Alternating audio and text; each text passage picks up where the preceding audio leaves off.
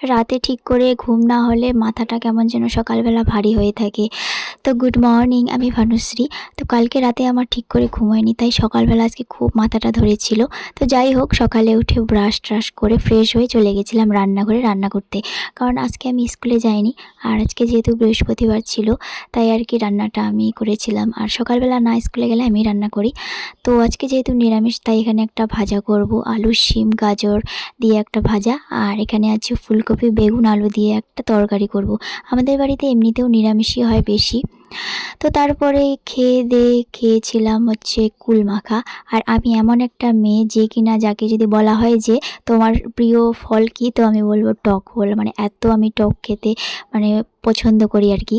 তো যাই হোক, তারপরে চলে গেলাম পড়াতে। আর আজকে আমার পড়ানো ছিল না, কিন্তু মঙ্গলবারে আমার দিনটা বাদ গেছিলো, তাই আর কি ওই দিনের পড়াটা পড়িয়ে দিয়েছিলাম। এরপর রাতে খেয়ে নিয়েছিলাম দুধ, আর ভাত ছিলই দুপুরের, তো ওগুলাই খেয়েছিলাম, তারপরে দুধ খেয়ে নিয়েছিলাম।